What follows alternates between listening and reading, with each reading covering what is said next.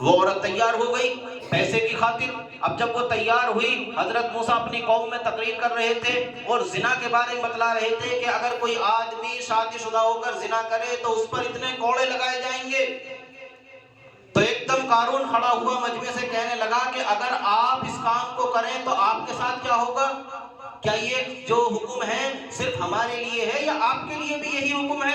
حضرت موسیٰ نے کہا کہ بھائی میرے لیے بھی یہی حکم ہے، میں آپ سے الگ نہیں ہوں، میرے لیے بھی یہی حکم ہے، پوری قوم کے لیے یہی حکم ہے. تو اس نے کہا کہ اچھا اس عورت سے کہ کھڑی ہو جا، بتا حضرت موسیٰ نے تیرے ساتھ کیا کیا تھا.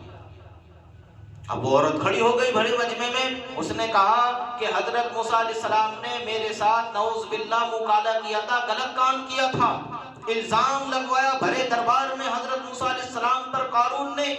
حضرت موسیٰ بڑے جلالی نبی تھے، حضرت موسیٰ کا جلال حضرت عمر پر آیا ہے. حضرت موسیٰ بہت جلالی نبی تھے. حضرت موسیٰ علیہ السلام نے جو غصے میں دیکھا اس عورت کی طرف، فوراً وہ کانپ گئی، سبق گئی وہیں پر. حضرت موسیٰ نے کہا کیا تو سچ بول رہی ہے کہ میں نے تیرے ساتھ یہ کیا ہے؟ جب حضرت موسیٰ نے زور سے کہا فوراً ڈر گئی، ڈرس گئی اور کہنے لگی کہ نہیں، میں آپ پر الزام نہیں لگا سکتی، انہوں نے مجھے پیسے دیے تھے، اصل بات یہ ہے. تو حضرت موسیٰ نے کہا کہ ظالم تو اس قدر گر گیا، اللہ کے سامنے ہاتھ پھیلا دیے کہ اللہ اس قارون کو زمین کے اندر دھسا دے. چنانچہ اللہ تبارک و تعالیٰ نے قارون کو پکڑا اور قارون کو فرشتوں کو حکم دے دیا کہ اس ظالم کو زمین کے اندر دھسا دیں. چنانچہ وہیں پر قارون زمین کے اندر دھسنا شروع ہو گیا.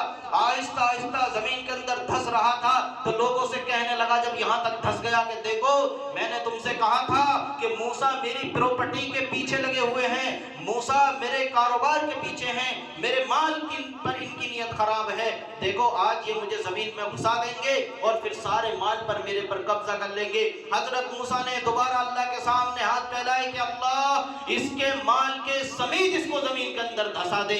چنانچہ اللہ تبارک و تعالیٰ نے قارون کو اس کے مال کے ساتھ زمین کے اندر دھسا دیا. اللہ کے رسول صلی اللہ علیہ وسلم نے کتنی سالوں بعد جب اس واقعے کو بیان کیا تو اللہ کے رسول نے فرمایا کہ قارون کا مال اور قارون آج بھی زمین کے اندر دھس رہا ہے اور قیامت تک دھستا چلا جائے گا. چنانچہ اللہ تعالیٰ نے کیا کیا کہ قارون کو اس کے مال کے ساتھ زمین کے اندر دھسا دیا. کس وجہ سے؟ زکوٰۃ نہ دینے کی وجہ سے. تو میرے بھائیوں زکوٰۃ جو حضرات جن پر زکوٰۃ فرض ہے یاد رکھیں کہ زکوٰۃ ادا کرنی پڑے گی. زکوٰۃ کس چیز پر ہوتی ہے؟ زکوٰۃ ہوتی ہے مال پر، سونے پر، چاندی پر، نقدی پر اور مال تجارت پر. چار چیزیں ایسی ہیں جن پر زکوٰۃ واجب ہوتی ہے.